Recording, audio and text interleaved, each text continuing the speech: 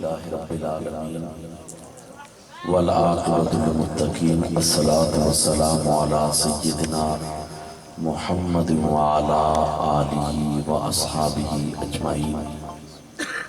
وقال الله تبارك وتعالى في كلامه المجيد والفرقان الحميد: أعوذ بالله من الشيطان الرجيم بسم الله الرحمن الرحيم قل بفضل الله وبرحمته فبذلك فليفرحوا صدق الله العظيم وصدق رسوله النبي الكريم. یاران طریقت و شریعت، محفل ذکر رب العالمین و ذکر رحمت للعالمین صلی اللہ علیہ وسلم سجی ہے. ہم سب یہاں جمع ہوئے ہیں آقا علیہ الصلوۃ والسلام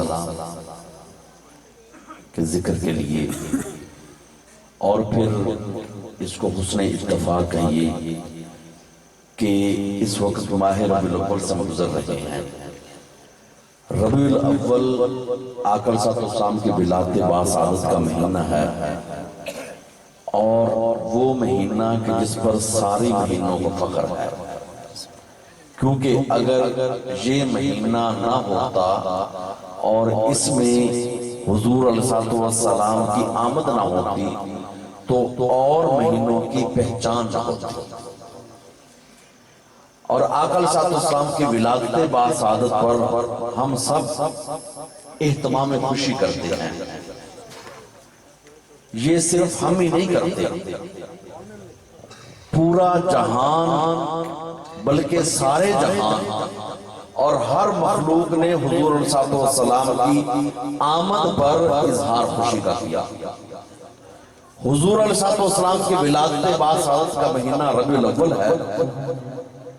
ربیع کا معنی ہے بہار، الاول کا معنی ہے پہلی خاص، کیونکہ عربی زبان میں جب عام کو خاص کرنا ہو، نکرہ کو معرفہ بنانا ہو تو الف لام کا اضافہ کر دیتے ہیں. مہینے کا نام ربیع اول نہیں ہے، ربیع الاول ہے. اس کا اعتبار لغت کے اعتبار سے ترجمہ یہ بنا کہ پہلی خاص بہار. ربیع الاول پہلی خاص بہار.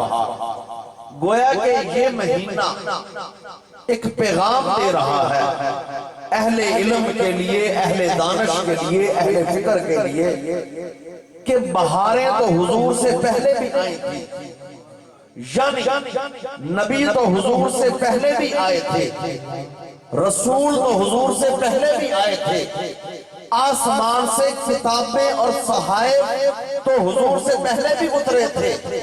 لیکن یہ مہینہ اپنے اندر ایک پیغام چھپائے ہوئے ہے کہ یاد رکھو پہلے جو نبی آئے تھے وہ پھول تھے، ان کی نبوتیں بہاریں تھیں. جو اب نبی آئے ہیں یہ سدا بہار پھول ہے اور ان کی نبوت سدا بہار. سبحان اللہ. اب نہ کوئی نبی آئے گا نہ کوئی رسول آئے گا. گویا کہ ہر نبی، اللہ پاک نے انبیاء کو بھیجا نا، قرآن مجید کے اندر ذکر ہے کہ کسی نبی کو بھیجا ایک بستی کی طرف کہ تم اس بستی کے نبی ہو، کسی کو بھیجا ایک شہر کی طرف کہ آپ اس شہر کے نبی ہو، کسی کو ایک علاقے کی طرف، اور کسی نبی کو ایک زمانے کے لیے، 100 سال کے لیے، 200 سال کے لیے، 900 سال کے لیے. گویا کہ ہر نبی کی نبوت اس اعتبار سے محدود ہے. کوئی ایک بستی کا نبی بن کر آیا، کوئی ایک شہر کا نبی بن کر آیا، کوئی ایک علاقے کا نبی بن کر آیا، کوئی ایک زمانے کا نبی بن کر آیا.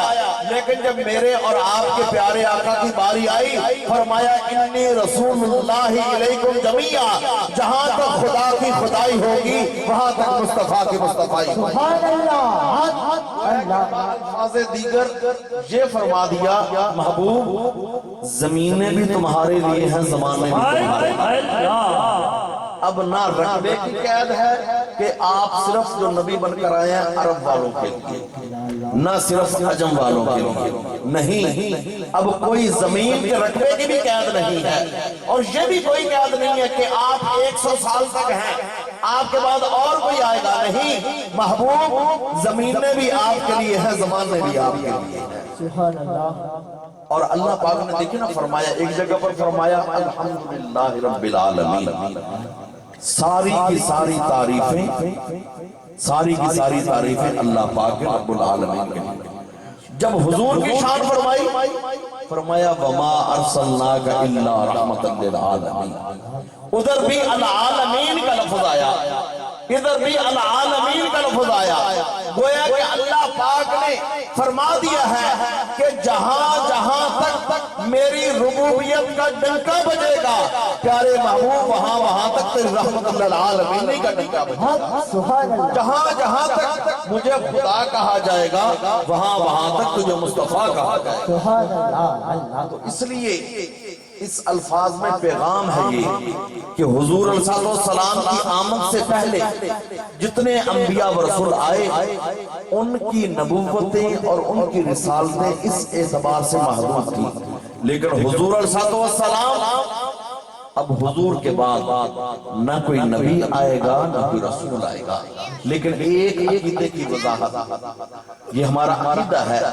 کہ عیسیٰ علیہ السلام جو اپنے وقت میں نبی تھے، عیسیٰ ابن مریم جو اپنے وقت میں نبی تھے، لیکن اللہ پاک نے ان کو زندہ آسمانوں پر اٹھا لیا ہے۔ انہوں نے موت کا ذائقہ نہیں چکھا، حالانکہ چکھا ہر ایک نے ہے، لیکن حضرت عیسیٰ علیہ السلام نے اللہ کے نبی، اپنے وقت میں اللہ کے نبی، موت کا ذائقہ نہیں چکھا۔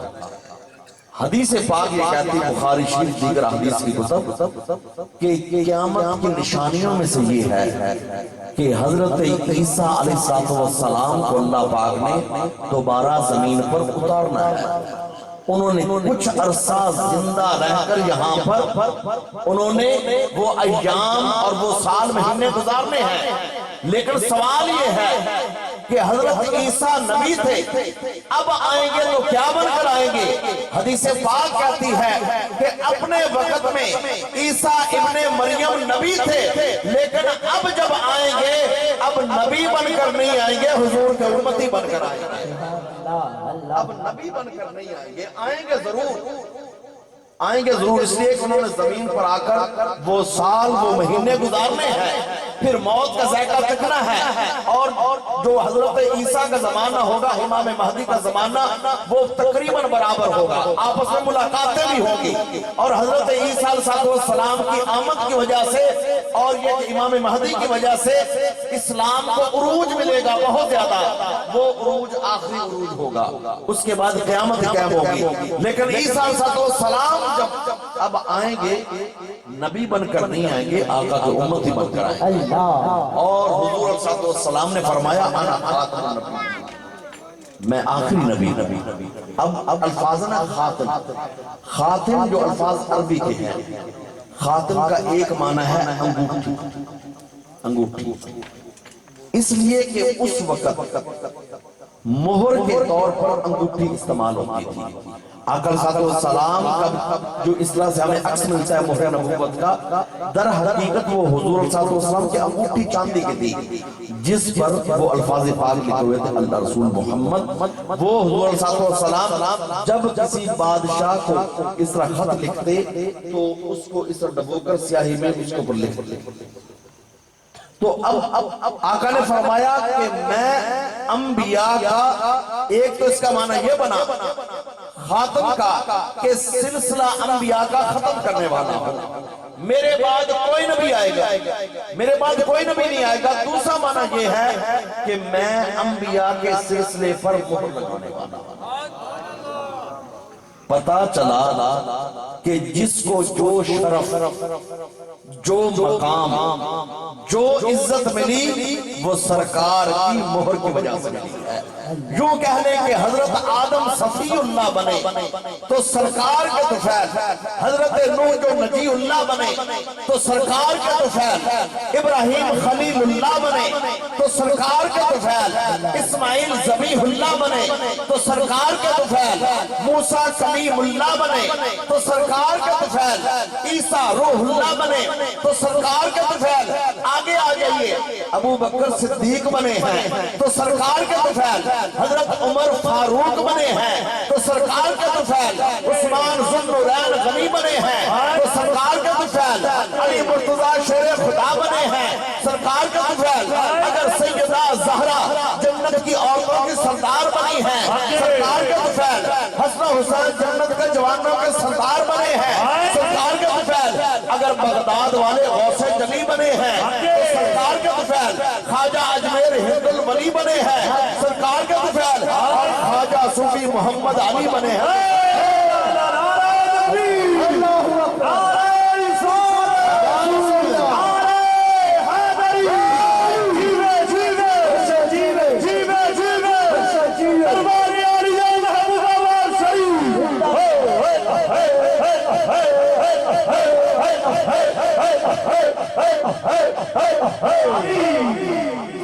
معنی خاتم کا ہوا مہر لگانے والا، گویا کہ مہر جس کو بھی لگی وہ حضور کے در سے لگی، اور اس لیے فرمایا نا کہ آپ نے پیر میرے شاہ صاحب نے فرمایا جس شان تھی بنیاں سب شان، جس شان تھی بنیاں سب شان، سبحان اللہ ما اجمل کا ما احسن کا ما اکمل کا، کتھے مہر علی اللہ۔ تو آقا صلی اللہ علیہ وسلم کی ولادت باسعادت جو اس مہینے میں ہوئی، یقیناً ہماری ہر صاحب ایمان کے لیے خوشی۔ اگر سرکار کی ولادت پر غمگین ہوا تو صرف ابلیس ہوا۔ ابلیس حدیث پاک میں پورا واقعہ محکم کتب میں، ابلیس غمگین کس وجہ سے ہوا، اور اس غمگین ہونے کے واقعے کو لے کر عاشقان رسول کہتے ہیں نثار تیری چہل پہل پہ ہزاروں عیدیں اے ربیع الاول، سوائے ابلیس کے جہاں میں سبھی تو خوشیاں منا رہے ہیں، سوائے ابلیس کے جہاں میں سبھی تو خوشیاں منا رہے ہیں۔ واقعہ یہ ہے، حدیث پاک کی کتابوں میں آتا ہے کہ شیطان کو اللہ پاک نے جس وقت اپنے دربار سے دور کر دیا نا، راندہ درگاہ کر دیا، شیطان نے قسم اٹھائی کہ تیرے بندوں کو گمراہ کرتا رہتا۔ اللہ پاک نے فرمایا الا عبادک المخلصین، جو خالص میرے بندے ہوں گے گمراہی نہیں۔ شیطان نے اپنی قسم اٹھا لی، اللہ پاک نے اپنا وعدہ دے دیا، لیکن شیطان نے اللہ پاک سے قوت مانگ لی کہ مجھے جتنا میں کرنا چاہوں طاقت اڑنے کی دیکھنے کی میرے اندر ہو۔ اللہ پاک نے عطا کر دی۔ شیطان ایک کام کرتا تھا، ملائکہ فرشتے اللہ پاک سے احکامات کو لے کر آسمان دنیا پر آپس میں بیٹھ کر گفتگو کرتے تھے ملائکہ کہ کل آنے والی کل جو ہے میرے ذمہ یہ کام ہے، میرے ذمہ یہ کام ہے، میرے ذمہ یہ کام ہے۔ ملائکہ کی گفتگو ہوتی تھی، شیطان اڑتا ہوا جاتا اور ملائکہ کے قریب سے گزر کر کچھ باتیں سن لیتا، کچھ اپنی طرف سے ملا لیتا، اور وہ واقعہ زمین پر ہونے سے پہلے، مثال کے طور پر کہ زمین پر بارش ہونی ہے، اس وقت کی بات صدیوں پہلے کی بات ہے کہ اگر آندھی آنی ہے فلاں کام ہونا ہے، تو جادوگروں کو آ کر بتا دیتا، کیونکہ جادوگر جس زمانے میں بھی ہوں وہ ہمیشہ ابلیس کے چیلے ہوتے ہیں۔ جادوگروں کو آ کر بتا دیتا کہ کل یہ کام ہونے والا ہے۔ جادوگر لوگ اپنے ماننے والوں کو بتاتے، تو جب جادوگری بڑی سمجھو کہ گمراہی بڑی، گمراہی بڑی سمجھو کہ ابلیس کے چیلے بڑے۔ اب شیطان صدیوں سے کام کر رہا تھا، حضرت آدم کا زمانہ گزر گیا، حضرت نوح کا زمانہ گزر گیا، ابراہیم کا زمانہ گزر گیا، 1,24,000 انبیاء کے زمانے گزرے۔ شیطان ملائکہ کی مجلسوں کے قریب سے گزر کر آنے والے جو دن یا وقت کی خبریں جادوگروں کو، کاہنوں کو آ کر دیتا، وہ اس بات کی اشاعت کر دیتے، جادوگروں میں اضافہ ہوتا۔ لیکن جس رات حضور کی ولادت ہونی تھی، شیطان تو عادی تھا نا چوری کا، اب جس رات حضور کی ولادت ہونی تھی شیطان اڑتا ہوا گیا، آج سنو کیا کر رہے ہیں۔ لیکن جب قریب پہنچا فَأَتْبَعَهُ شِهَابٌ ثَاقِبٌ، ایک دہتا ہوا انگارہ آیا، سمت کا پتہ نہیں کدھر سے آیا، شیطان کے پیچھے لگ گیا، شیطان کوئی بات سن نہ سکا۔ بعض کتب میں آتا ہے جو تھوڑی سی بات سن لی تھی اس کے دماغ سے وہ بات اچک لی گئی، شیطان زمین پر آ گیا اور زمین کا چکر لگانے لگا۔ کیا وجہ ہے؟ میں تو صدیاں گزر گئی، سال گزر گئے، فرشتوں کی باتیں چوری کر کے لا کر زمین پر پھیلا دیتا تھا، آج نظام بدل کیوں گیا ہے؟ حالانکہ وہی جگہ ہے، فرشتے وہی ہیں، آج مجھے کسی نے بات سننے نہیں دی۔ جب شیطان نے پوری زمین کا چکر لگایا، پتا چلا کہ شہر مکہ میں جناب عبداللہ کے گھر سیدہ آمنہ کے آنگن میں آخری نبی کی ولادت۔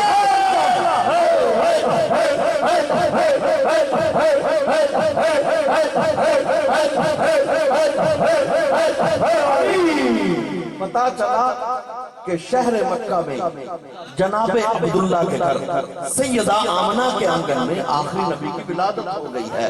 شیطان یہ سن کر بہت رویا، کیوں؟ اس لیے کہ وہ دروازہ بند ہو گیا۔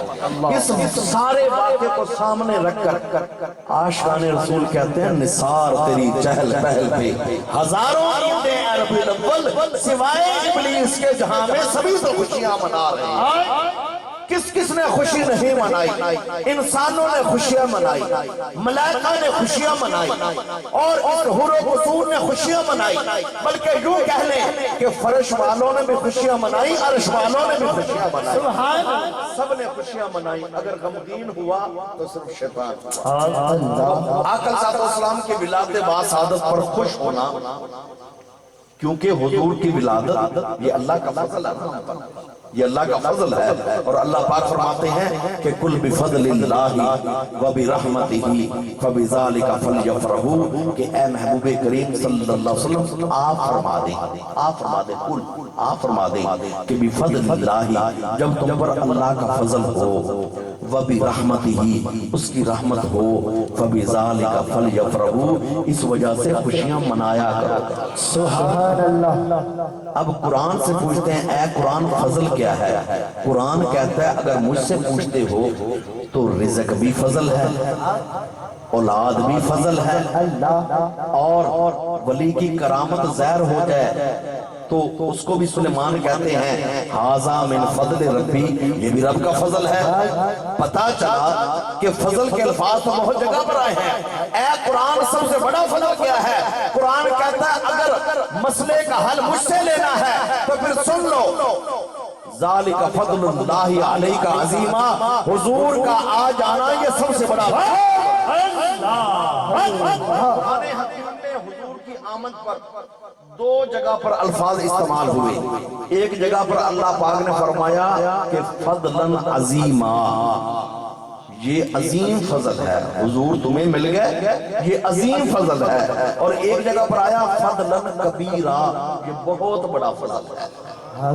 اور اس لیے شاعر کہتا ہے نا، اس نے کہا فضل رب العلا اور کیا چاہیے، فضل رب العلا اور کیا چاہیے، مل گئے مصطفیٰ اور کیا چاہیے۔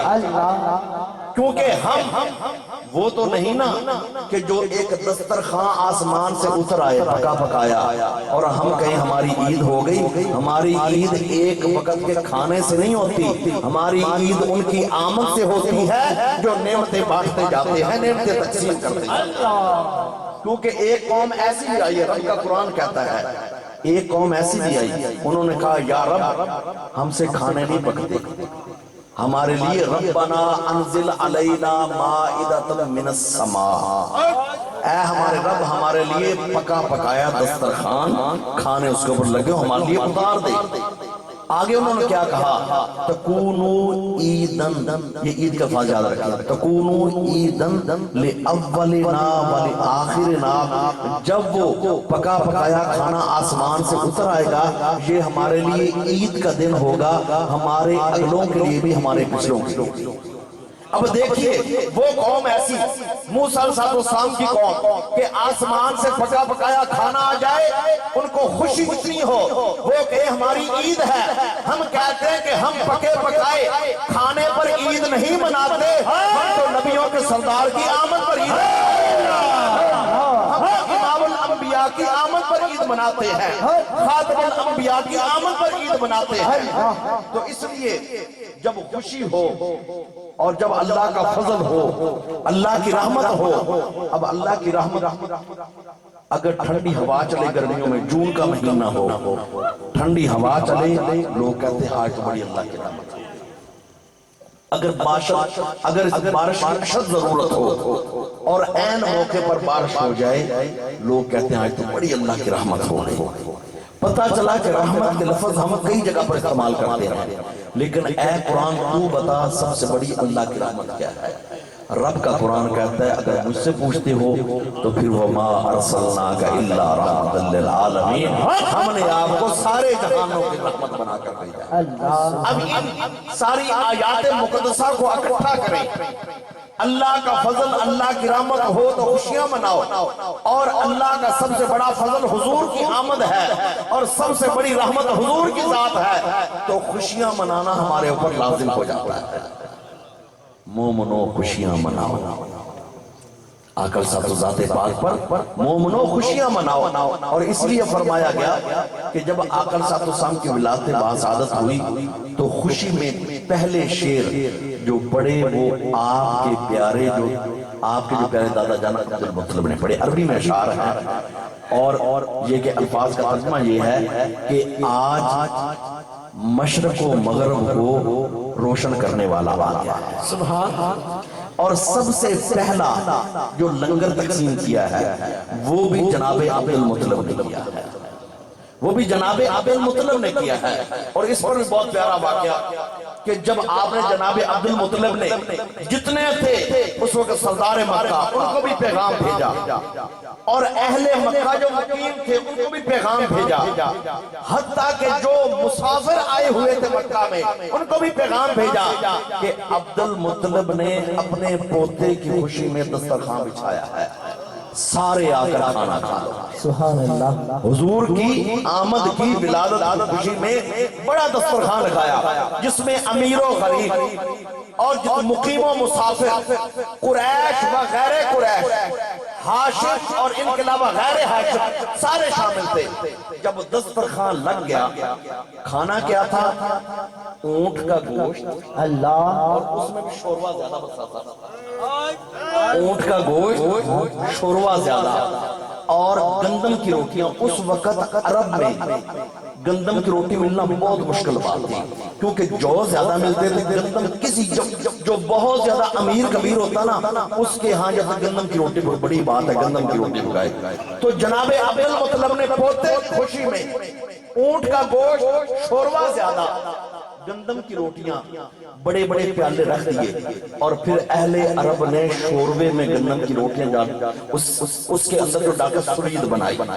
سرید ان کے ہاں ایک بہت اہم ڈش جانتے ہیں کہ پھر اس کو بڑے انداز سے کھایا، اور بعد میں دودھ، بکریوں کا دودھ سب کے لیے، اونٹ کا گوشت اور پھر بکریوں کا دودھ، بڑی اعلیٰ ضیافت۔ دوران ضیافت سرداروں نے ایک سوال کیا، انہوں نے کہا عبد المطلب آپ بڑے اہل علم بھی تھے، معاملہ فہم بھی تھے، آپ کے پاس بڑے مسئلے مسائل آتے تھے، لوگوں پہ حل کرتے تھے، سردار تھے۔ لوگوں نے کہا، اس وقت سرداروں نے کہا کہ اے عبد المطلب اپنے پوتے کا نام آپ نے محمد کو رکھا ہے۔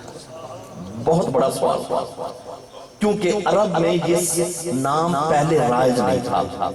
عربی لوگ اپنے بچوں کے نام، کیونکہ عربیوں کے ہاں بیٹا ہو جانا ان کو خوشی یہ ہوتی تھی کہ میرے فلان جو قتل کا بدلہ ہے نا وہ اس طرح میرا بیٹا لے گا، فلان جو جنگ ہوئی تھی اس میں ہم ہارے تھے نا تو اب یہ کہ ان کے ہاں جو تو میرا بیٹا بڑا ہو کر یہ کام کرے گا۔ اپنے بچوں کے نام بھی سخت رکھتے تھے، کسی بچے کا نام ان کے ہاں ہوتا حرب، حرب کا معنی جنگ ہے، کسی بچے کا نام ہوتا تھا مرہ، مرہ کا معنی ہے سخت، جو اس غصے والا، کڑوا۔ کسی بچے کا نام رکھتے تھے کعب، یہ کعب کا معنی ہوتا ہے کہ ابری ہوئی ہڈی یا چٹان۔ بچوں کے نام بڑے سخت سخت رکھتے تھے، اور نام محمد بڑا میٹھا، سبحان اللہ، نام محمد تو بڑا میٹھا تھا، بڑا پیار والا تھا۔ کتنے پیار والا ہے کہ تم نام لو تمہارے ہونٹ مل جاتے ہیں۔ یہ نام صرف ہونٹوں کو نہیں ملاتا، یہ نام مخلوق کو خالق سے ملاتا ہے اور ٹوٹے ہوئے رشتوں کو ان سے بھی ملاتا ہے۔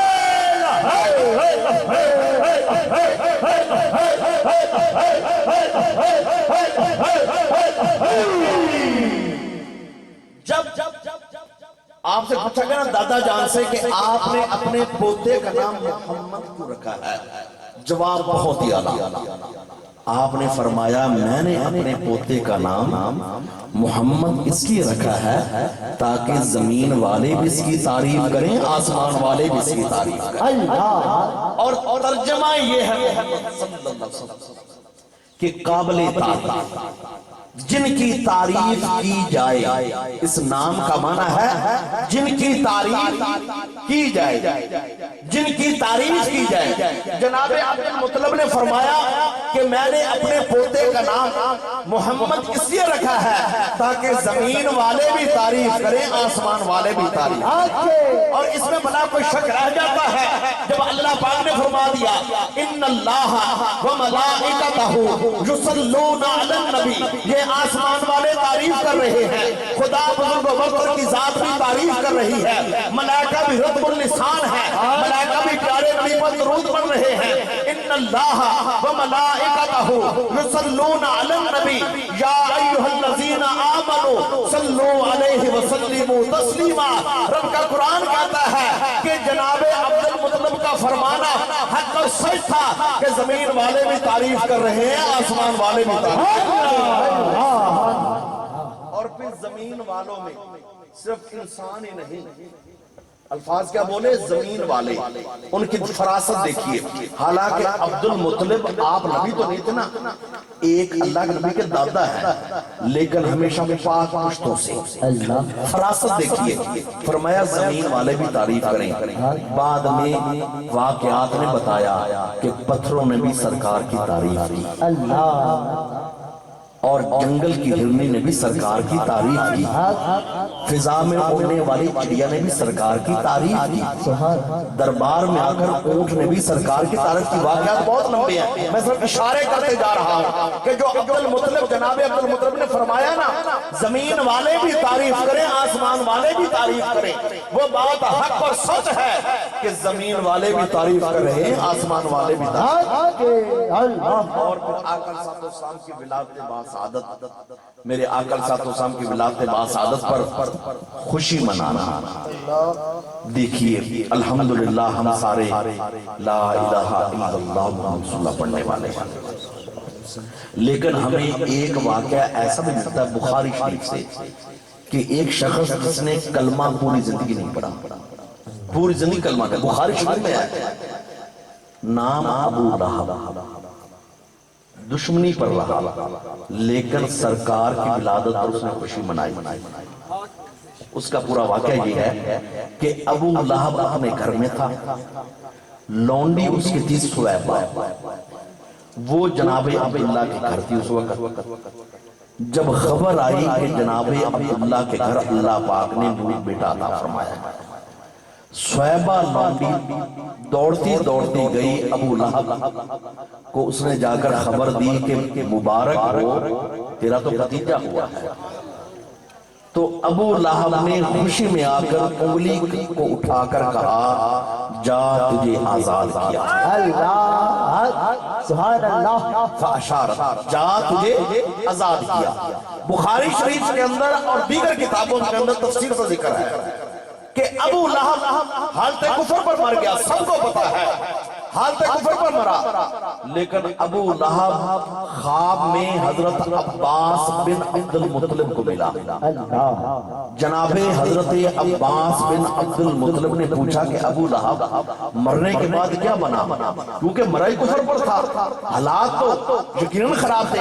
کہتا ہے بڑی تنگی میں، کہتا ہے بڑی تنگی میں ہوں، بڑی مصیبت میں ہوں، لیکن اگلی بات جب سوار کا دن آتا ہے نا، یوم الاثنین، جب سوار کا دن آتا ہے، وہ انگلی جو میں نے لونڈی کو آزاد کیا تھا اس سے پانی نکلتا ہے جس کو پی کر میری تسکین ہو جائے۔ اب دیکھیے کہ زندگی میں کلمہ ایک بار بھی نہیں پڑھا، لیکن حضور کو صرف بھتیجا سمجھ کر اس نے خوشی منائی، انگلی کا اشارہ کیا، ارے جو زندگی میں ایک بار کلمہ بھی نہ پڑھے اور بھتیجا سمجھ کر خوشی منائے اس کو اس کا اجر مل جائے، جو صبح و شام کلمہ رسول بھی پڑھے، حضور کو امام الانبیاء بھی مانے، حضور کو خاتم الانبیاء بھی مانے، حضور کو محبوب خدا بھی مانے، وہ خوشیاں منائے گا اجر کی۔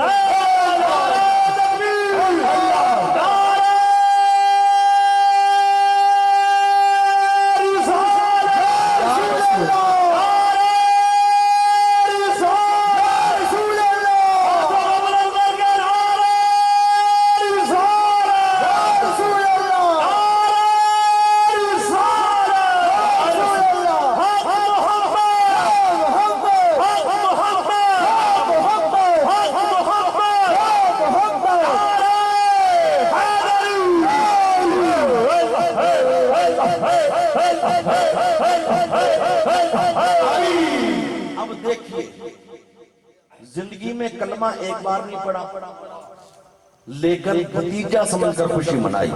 ہم تو حضور کو محبوب، حضور کو اللہ کا محبوب، اللہ کا رسول مان کر خوشیاں مناتے ہیں، تو اللہ کتنا اجر عطا فرماتے ہیں۔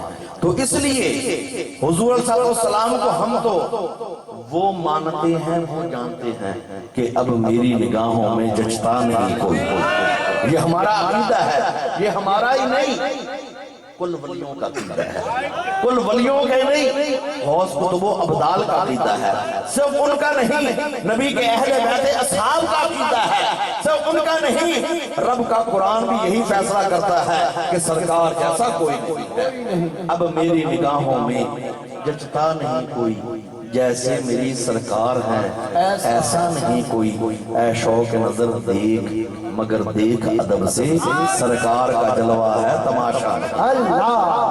جس نگاہ سے حضرت بلال نے دیکھا نا، ابو جہل و ابو لہب نے اس نگاہ سے نہیں دیکھا، وہ دیکھتے رہے یہ ہمارا بھتیجا ہے، اور بلال نے کہا یہ تو اللہ کے محبوب ہے، یہ تو اللہ کے محبوب ہے، یہ تو اللہ کے رسول ہیں، اے شوق نظر دیکھ مگر دیکھ ادب سے، سرکار کا جلوہ ہے تماشا نہیں کوئی۔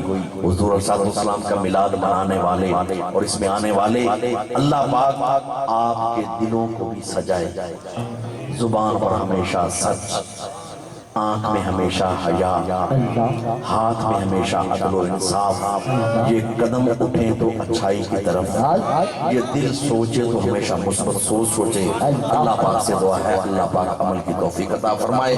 وآخر دعوانا مصطفیٰ جانے رحمت لا سلام، مصطفیٰ جانے رحمت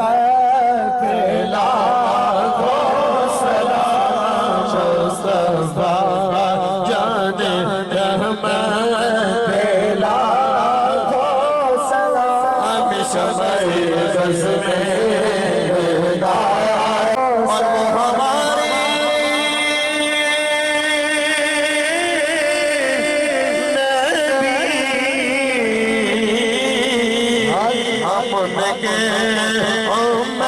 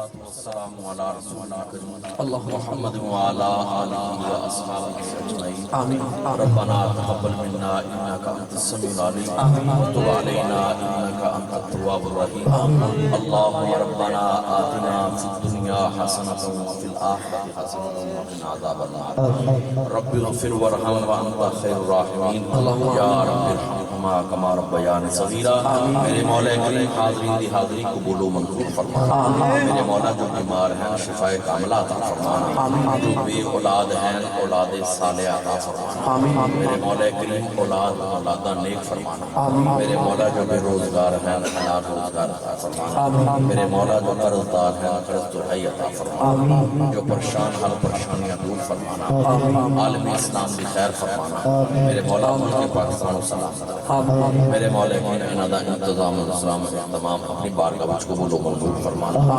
انصرنا فإنك خير الناصرين وافتح لنا فإنك خير الفاتحين واغفر لنا فإنك خير الغافرين وارزقنا فإنك خير الرازقين واهدنا ونجنا من القوم الظالمين وصلى الله آمین.